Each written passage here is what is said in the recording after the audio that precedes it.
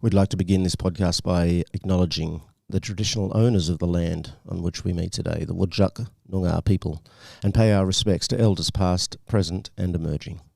This episode of Talking Couch Potatoes is brought to you by Henry Houndwear, the brand that all the best dressed hounds are wearing. To find yours, go to henryhoundwear.com.au. All right, here we are. We're back again, episode 57 of Talking Couch Potatoes. Again, Maleficent isn't here.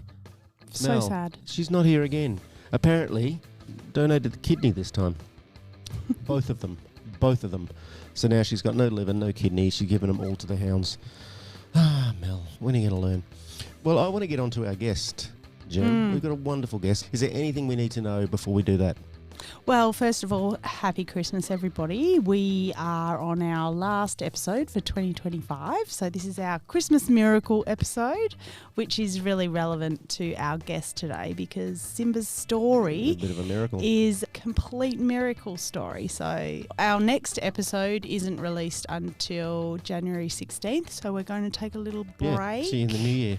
Yeah, Have a little and holiday. the only other thing is that we have our St. Grey art exhibition in Mosman Park. Our opening night is going to be Tuesday the 13th of January. Be there. And you can get all that information from our website, freethehounds.com.au. Yep.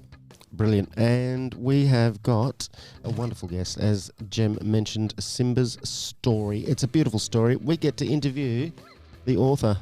So we're going to get straight into it, folks, because it's a really good interview and a really good story. I hope you listen. Here she is. All right, Jem, it's that time now. We get to meet my new favourite author, actually, Kim Whiting, who has written this wonderful story that we're going to talk about. Kim is a Delta qualified dog behavioural trainer. She adopted her first greyhound, Jamie, who you'll hear about in the book, by the way, almost 4 years ago. But in addition to fostering greyhounds, Kim also fosters Afghans and Salukis when the need arises through the Afghan Hound and Saluki Rescue and Rehoming Group. And currently, there's Jamie, who's 5.5 now. Simba, he's 5.5. And Polo is the current fostered dog. He's an almost 6-year-old Afghan. And to finish off the family at home, there's a couple of cats as well, Bella and Ollie. What a menagerie Kim's got at home. And she's with us today. Hi, Kim. Hi, Matt. How are you going? Thanks so much for having me. Oh, it's an absolute pleasure. I read your story just recently, and yeah, I'm not ashamed to say I'm comfortable with my masculinity, but it was a real tearjerker. It really took me into the world of Simba and of your relationship with Simba and the roller coaster ride. I felt like I was nauseous at times. I actually had to hug our two, Bunny and Bo, several times while I was reading it in tears. I was just like, oh my God, come here. I want to give you a hug. Oh, look, thank you for saying such lovely things. It certainly wasn't my intention writing the book to make people cry, but rest assured you're not the first people that said that shed tears while they read it, and I certainly shed a lot of tears writing it, reliving the moments, and then I guess for me being able to see Simba safe, warm, at home, not lost in the forest, I had that benefit, I guess, but it was a roller coaster, and I'm really glad that's conveyed in the book, that people do feel the emotion of what it's like. Yeah. And I think part of it for me is a good story connects with you on more than just one level. And so just the plot of the missing loved one and the search and will you find them, and that was engrossing enough. But I think what really grabbed me was how you conveyed the deep personal relationship and how that developed between you and Simba, and how it started, how it grew, how it was interrupted.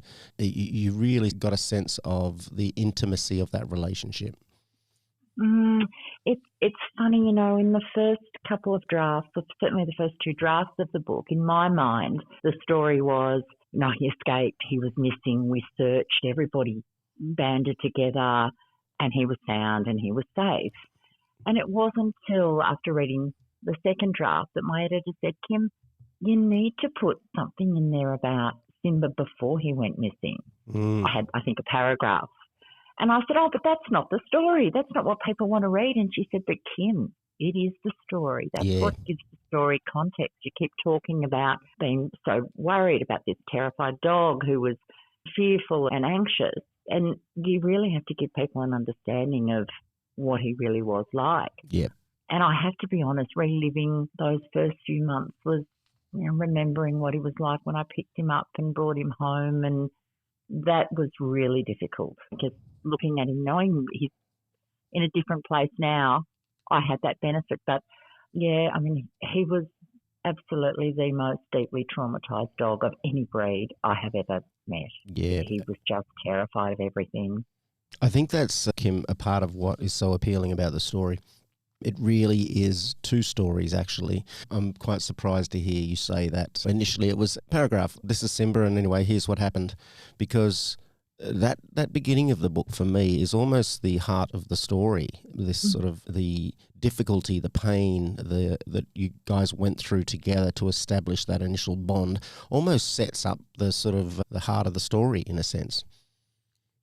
In a lot of ways, it really does. And with hindsight, I probably could have called the book Simba's Journey because it's more than a story. It's a journey that we're still both on together. But yeah, those first few months, as I say in the book, there were moments where I doubted whether we'd ever form any kind of bond. He was so shut down. And as sadly, it's the story for a lot of greyhounds. They come, they're nervous, they're timid, they're fearful. Everyday things that we take for granted are new and scary for them. And for Simba, that was a case in extreme.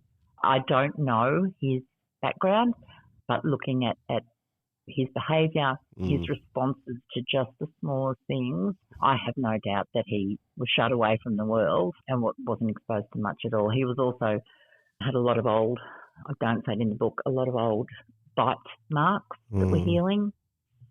So he'd been through, I'm assuming, some pretty horrible stuff before he came to us and really had no reason to trust me or understand that he was safe. He just wanted to get as far away from me and everything else as he possibly could. So it was absolutely heartbreaking, absolutely. But as you say, it is so integral, I see in hindsight, to his story and his journey. Yeah, and I really recommend everyone. Where can people who want to actually read the story, where can they go, Kim, to get it? What's the access points? Yeah, so the book is self-published and it's available from the Balboa Press website, so Balboa. You go to the Balboa Press website, search Simba Story. It'll take you to the page where you can order the copy online. It's printed on demand. They only print it when somebody orders one. It's much better for the environment. So, self-published and available from Balboa Press. And, Kim, we might put a link to that in the podcast as well, so people who are listening or you're linking in on socials can just click the link if they want to check it out.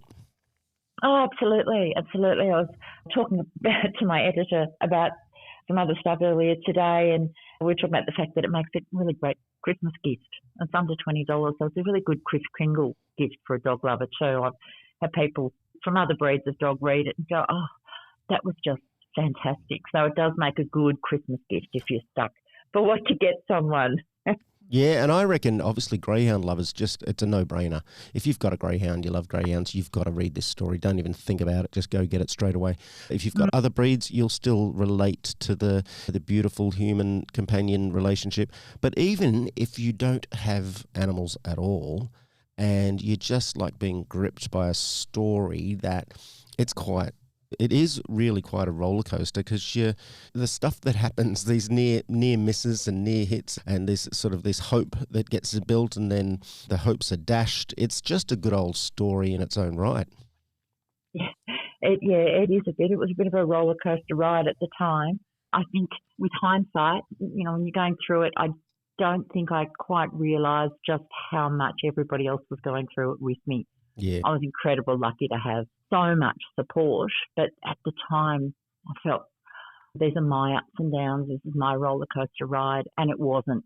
It was the roller coaster ride for a lot of people. But one of the great things about the book is that all of the proceeds of the sale of the book, I'm donating directly to Greyhound Rescue, because it's Simba's story and he can help his kind through the sale of his book. So, yeah. Well, there you go. Look, if you're listening and you haven't even got time to read, just buy it anyway, because you're doing a good deed. You're helping the houndies. Yeah. Exactly right. I'm going to try and avoid any spoilers, because I really think people should go read this book. But could you tell us a little bit, Kim, about that day that Simba went missing? Yeah, I look back in trying to give it a context, and I can say without a doubt it was one of the most horrendous days of my life. I had gone into the office. I don't often go into the office. I'm lucky to work from home. Just come back to my desk after lunch, and there was a missed call from my son. I thought, oh, he probably wants to know what's for dinner, where are you, where are my pants. So I called him back, what's up? And there was silence, and I knew straight away something was wrong. And he had taken a break from study, decided to walk Jamie. Simba was quite wary of Kaylin still. Kaylin's very tall and broad, and a male. Simba has always been more fearful of men than women. Right. But Kaylin pulled out the lead from the box in the kitchen, and Simba trotted around him wagging his tail. So Kaylin thought, take Simba as well. It's a great opportunity to better my bond, build his confidence.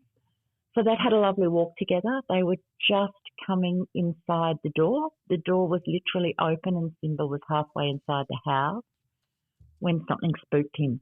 And Simba backed out, slipped out of his collar, took off down the stairs and out into the street. So Kaylin's words to me on the phone were, Mum, I don't know how to tell you this. Simba's gone. And of course, your whole world stops. You feel yourself go cold. You can't think, barely breathe. So I rushed home, left work and drove straight to a local park where we had spent a lot of time walking, and jumped out of the car and started running and calling his name and searching. So that was the start of the 16 days. The beginning of the 16 days. Reading the book, I was struck by there was a mix of heartache, fear, angst, anxiety that you were going through, but it was married with action, and you were just, from what I can tell, getting very little sleep, trying to maintain work, and you were just constantly doing stuff. I had a little tidbit of maybe just a moment of what you felt with my girl Bunny. We were out at my folks' place and someone had left the door open, and we were out in Swan Valley, and she's gotten out, and Kim, I fell into a bundle of absolute hopelessness and angst. I couldn't breathe for 5 minutes or so. I just couldn't act at all. Now, she was only missing for 20 minutes. Luckily, someone found her and managed to get her in the car. She got home safely. It wasn't 16 days. It was 20 minutes of the most horrific sense of hopelessness, and I think I was just about to vomit. So I can't imagine how you maintained your vigilance, your hope, your action for 16 days. Look, adrenaline is a wonderful thing when you need it. Not every day, but for me, in a crisis, I jump into action. I'll fall apart afterwards. Right. And I did after Simba was home, but I have to be doing something. It doesn't matter what the crisis is, what's happened. My response is, let's fix it, let's do something. And when he first went missing, I was panic-stricken, knot in your stomach, but I really believed I'd find him. Yeah. I naively believed the direction that Kaylin had last seen him running in was towards that park that we often go to walk in, and I believed he would be hiding in some bushes and would just come out when he saw me. I had no doubt that I would find him that afternoon. Yep. At that point, it was more about, I'll find where he's gone and I'll call him, and when he hears me, he'll venture out. And if it was my other dog, Jamie, she would have trotted up the street for 5 minutes and then wandered up to someone and said, look, I think I've lost Mum. Do you think you could help me find her? But not Simba. So fearful of people and noises, I knew he wasn't going to run up to anybody, but I believed he would come out when he heard me or saw me. Yeah, right. Everything else was unimaginable.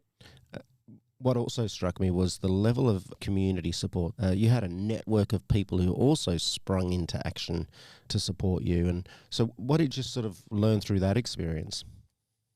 God, wow. They say when you adopt a greyhound, you're joining a cult. Yep. It is so true. From the first few hours after looking for him at the park, not being able to find him, I came home. I probably was a bit frozen in terms of what do I do now? And it was my son that said, look, you've got your greyhound walking group, you've got a Facebook page, put out a post, spread the word, people have suggestions and ideas.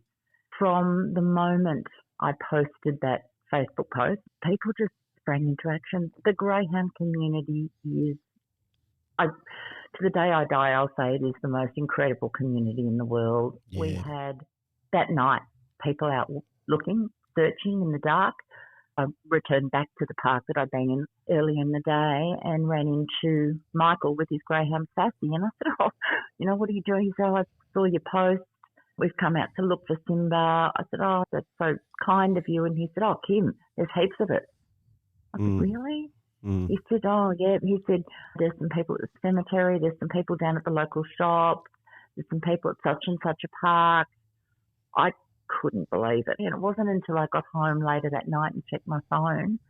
Within half an hour, there were 20 people that I knew of out looking. And it was overwhelming and it snowballed. There were, as I say in the book, the next day, Jill arrived with Leslie to start marking out maps and places where we could search. There were people searching day and night. They were sharing it on social media, people calling local radio stations, trying to put the word out. And of course, once we started getting some sightings and we knew he was up in the forest, then the local community of the Dandenong Ranges, not greyhound people, just local people in the community, would send me messages. Look, you don't know me, but just letting you know, I've just put signs up in this shopping centre, or I've put signs up in the bakery. And people I'd never met had heard the story and just wanted to help. This little brindle greyhound had inspired not just the greyhound community, but the wider community as well. The power of that community was just astonishing. And I remember getting a phone call from a lady. She was an elderly lady not too far away, and she said, I just wanted to see if you'd found your dog yet. I said, no, look, we haven't, but we're still looking. She said, look, I don't drive and I don't get out very much, but I'm an animal lover. And she said, I just wanted to let you know I've been sitting on my front veranda with a bag of schmackos just in case I saw him. I thought maybe he'd come to me if I had some treats. And I was in tears. Somebody I didn't know just wanted to do what they could to help. It was incredible, just incredible. Yeah. And it's interesting, you're right. I've joined the cult and I'm happy to be a part of it, frankly. But it's a cult based on love and care and connection. And I sort of contrast that with the other mob, as I call them, who kind of want to use these beautiful creatures as commodities to be utilised, discarded. There's such a contrast, isn't there? Absolutely. And I mean, we see them for who they are. They're all different. Yeah. And I look at my two, and Jamie's the life of the party. She's the naughty kid that sits up the back of the bus and leads everybody else astray. Yep. And then, you got Simba on the other hand who says, don't look at me, you might be going to hit me. Yeah. And I think certainly for our greyhound walking group, all of them watch Simba slowly, bit by bit, come out of his shell a little bit, but they all respected his need for space. Nobody ever pushed him, and it's because they see these beautiful creatures as precious individual little souls who just deserve to be loved. I think that's the key. I think you've just nailed the key difference. For those of us who care for and love these creatures as companions, we're curious about their unique nature. What unique personality do they have? Whereas the other mob, I think, they literally put numbers on them. And the only sort of curiosity they have is whether they can run fast and win a race. There may be racers out there who do take the time to get to know these dogs individually, but again, if you're going to take the time to do that, why put them in harm's way? We know now just how dangerous this sport is, so just stop putting them in harm's way. Yeah, absolutely. And I look at Simba, and he was clearly one of the ones that somebody had decided he was never going to be any good at running. He had no value to them, and as a consequence, I'm fairly confident he was just left probably in a cage somewhere. As I say in the book, he was terrified to eat when he thought I was anywhere near. terrified to go to the toilet in front of me. That's more than fear. That's I've had trauma. Yeah. That is absolute trauma. And a dog is not naturally scared to eat. Yeah.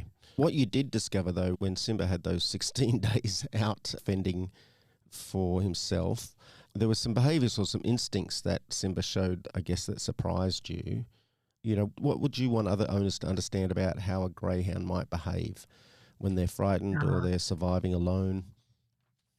Yeah, look, I guess dogs have a resilience that we probably don't necessarily understand or maybe are even conscious of, particularly with greyhounds. We like to dress them up in pyjamas and coats and all kinds of fashion accessories, and I'm no different. Yep. I remember thinking, how is he going to survive out in the freezing cold? You know, it was pouring with rain. It was awful.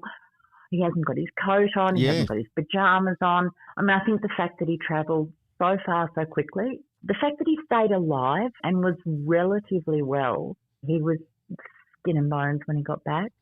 But when we found his nest in the forest, it was astonishing that he, reverted to instinct. He dug himself a hole to try and stay warm.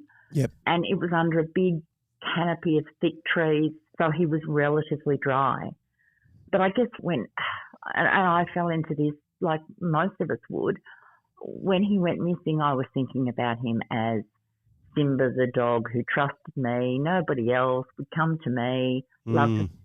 He wasn't that dog. Yeah, and I don't want to give too much away because you should read it, but that was such an interest because I would be exactly the same. I'd be thinking if little Bunny or Bo went missing, they're the little couch potato that I know. They'll be the little couch potato out there, but actually you found something different, that those ancient instincts did actually kick in, and in a sense Simba forgot.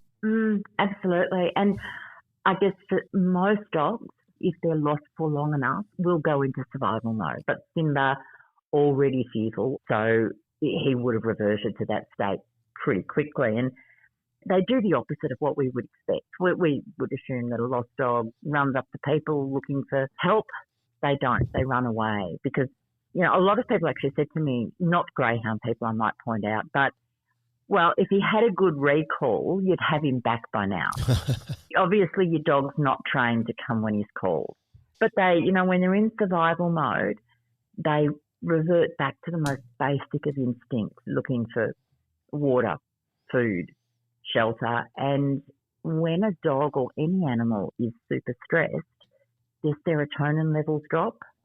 And what that causes is short-term memory loss. Right. So the things that are normally familiar to them, like the sound of their person's voice, might be a squeaky toy, might be, Jamie, they don't recognise. Right. Because they're in that state of survival mode. Yep. So everything becomes a threat. And when the idea of Simba seeing me as a threat, almost too much to bear. Oh, yeah. And when that was explained to me by Sherry, the lady who helped me get him back, it kind of made sense.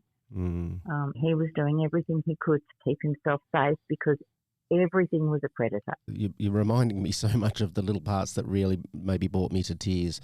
And I was relating to this, to Bunny who went missing so briefly, but it affected me so badly. And the idea that I'd be out there looking for her and at some point our relationship wouldn't be present. That she would forget that I'm her safe daddy. That's must have been a lot. Look, it was incredibly difficult to think of Simba like that, to not recognise me, particularly given how much time we had spent together building that trust, trying to build his confidence, teaching him that I'm no threat, I will protect you, I will love you, you are safe. To have all of that gone in almost an instant was incredibly difficult. And when our dog's missing, we have to do almost the opposite of what we instinctively want to do. We want to call them, we want to find them, we want to run up to them and try and hug them if we see them, and we have to do the opposite because doing any of those things is more likely to make them run. Yeah, so counterintuitive, isn't it? You learn so much about what happens in survival mode. Again, urge people to read it because it took us a while to acclimatise our babies to home, but the work you had to do with Simba is off the charts. The patience that you had. I remember little excerpts in the book where you would have to sit with your back to Simba as you threw food over your shoulder because he couldn't tolerate eye contact. And this was a months-long process that you went to establish, I think 18 months in the end before he went missing. I could be wrong. It was. Yeah. And then the fear you must have had that we're back to before scratch. We're back to before first base now. Yeah, and that was constantly in the back of my mind too. Oh my God, he'll be worse.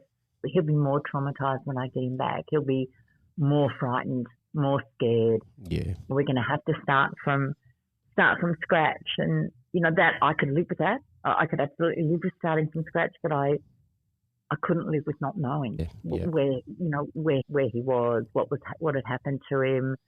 I couldn't.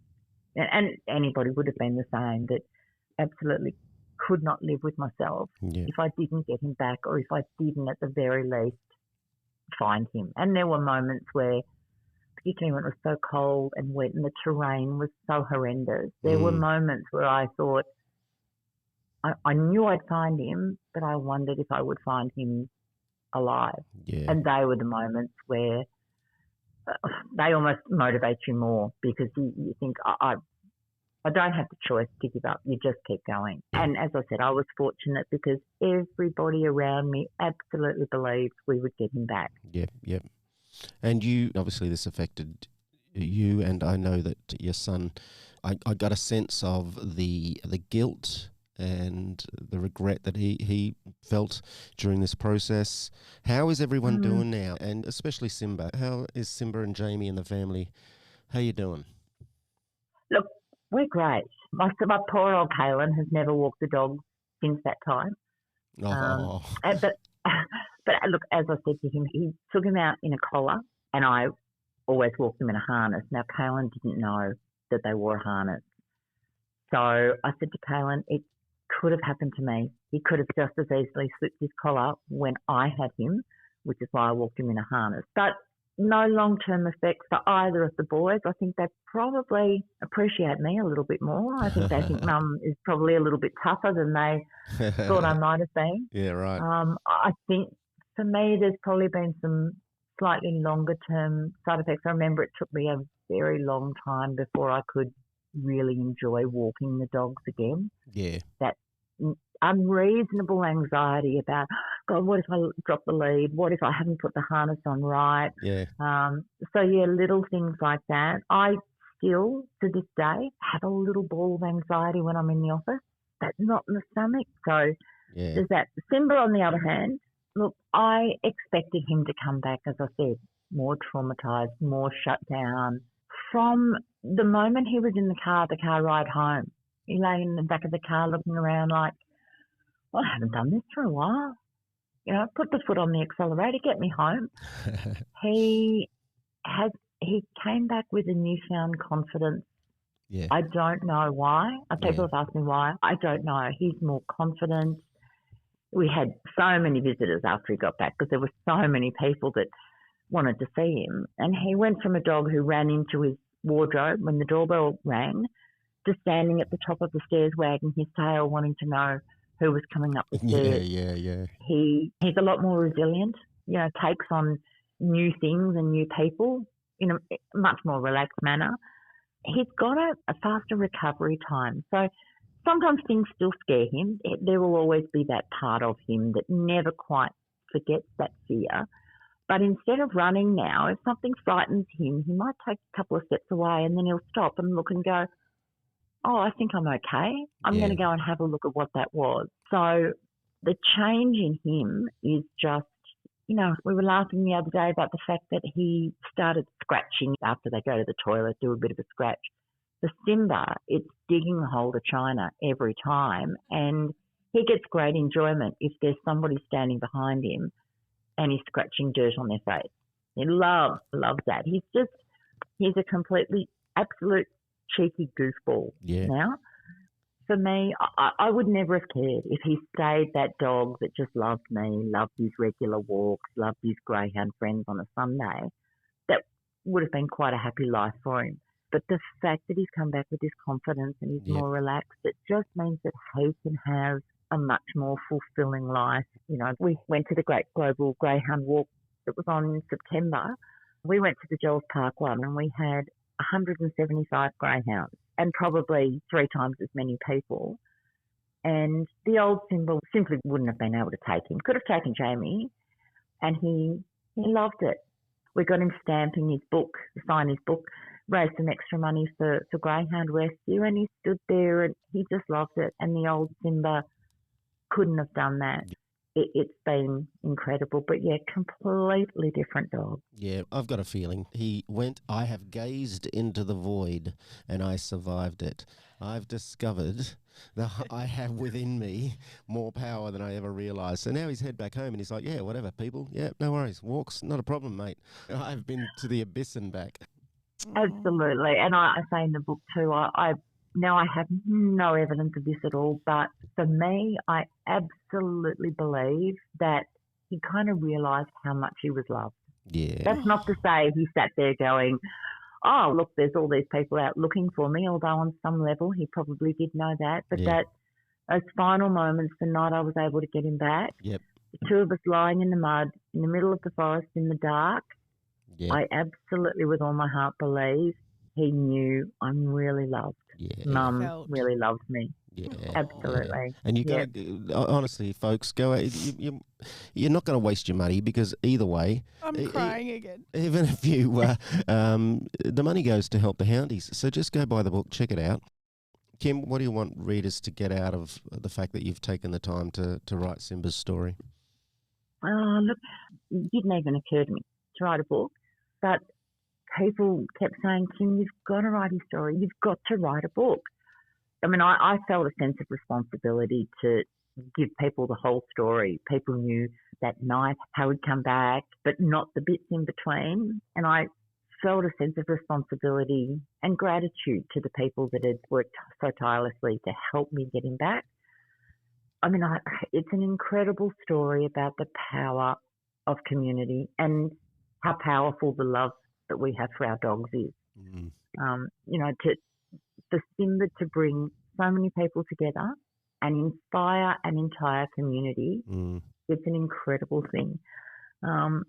Everybody's taken away something different, I think, when they've read it. I'm thrilled. Some people have said, look, I had no idea about the whole survival mode. That to me was an eye-opener. I hope it never happens to any of you, but if it does, here are some things you can do. If Simba's journey can make it easier for somebody else, I guess I've written it in terms of an acknowledgement of the incredible dog that Simba is. You know, his courage, his tenacity, his capacity for love and trust after everything he's been through. If people take away nothing else, it's think about adopting the scared and the timid and the fearful ones. Think about adopting the ones that don't want to look at you, might flinch when you go to pat them, because the rewards that you will get are a millionfold. The love that you will get from them is priceless. Yeah.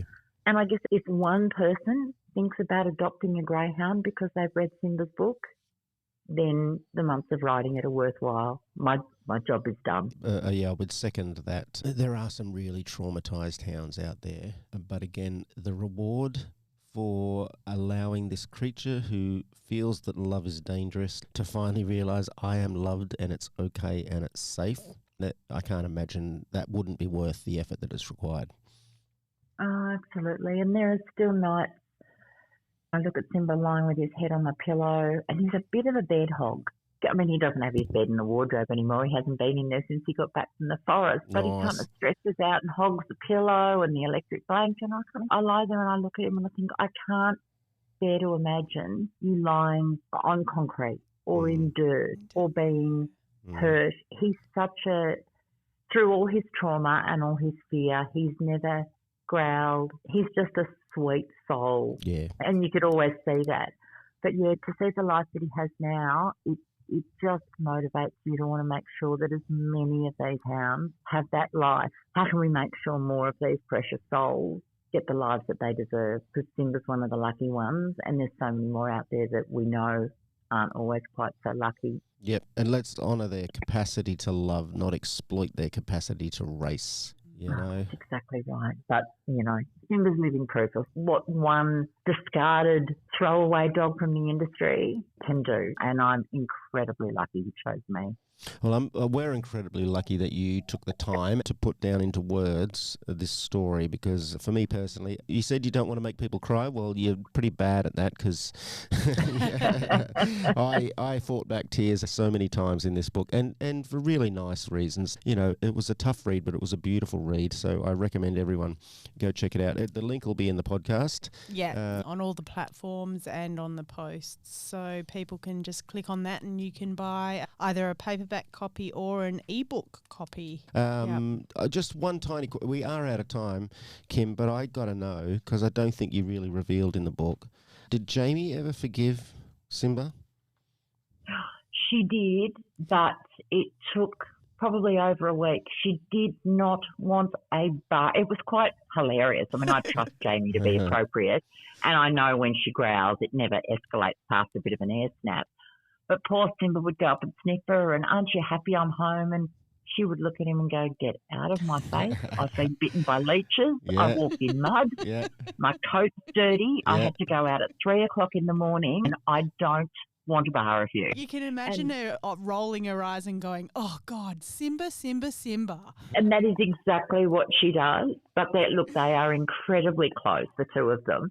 But, yeah, Jamie is a little bit of a drama queen, though, at the best of times, and it was all about me and what I went through to bring you home. Yeah, fair enough. Good on you, Jamie. We love a greyhound with a bit of sass. Yeah. Oh, she has that in abundance. All right, Kim, thank you so much. This is just the tip of the iceberg, really, this little chat we've had. So if you want to see the iceberg itself, go check out Simba's story. You can get it. We'll provide the link. Please have a read of it. Thank you so much also for the fact that all the proceeds, as you mentioned, are just going toward the houndies. It's a beautiful story. It's heartfelt. It's exciting. It's scary. But ultimately, it's a story of hope and a story of redemption. And I thank you so much for being with us today, Kim. Oh, thank you, Matt. Thank you, Gemma. Thank you for listening and sharing Simba's story. Bye. Bye-bye. Well, that was lovely, wasn't it, Gem? Honestly, I wish Mel could have been here for that. Mel would have she's read the story, surely. Mel said that she followed the story because it was on Facebook and it was shared quite widely, so people had heard of it. She was part of the whole... Yeah. And I just want to mention to our listeners as well, Kim actually reached out to us at podcast@freethehounds.com.au just to share the story of Simba and to see if we would do a shout out. And look, it's turned into a whole episode. So please, if you have these sorts of stories, they're so worthwhile to share with our community. Yep. So, yeah, please just get in touch. Appealing to everybody, if you want to get in touch and tell us your story, just send us an email. podcast@freethehounds.com.au. That's about it for today. I think it went all right. Gem, I'm missing...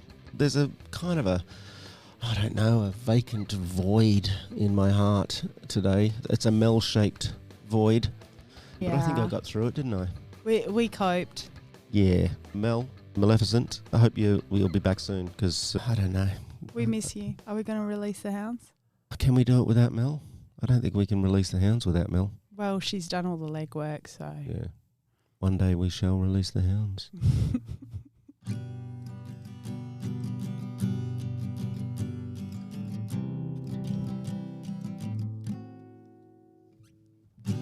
That time of the year again, when families gather around. But let's lend an ear, my friends, to those who don't make a sound. 'Cause Christmas hasn't come for them yet, our long-nosed friends. And I reckon I could make a bet that we're far from the end. So as you unwrap your presents from under the tree,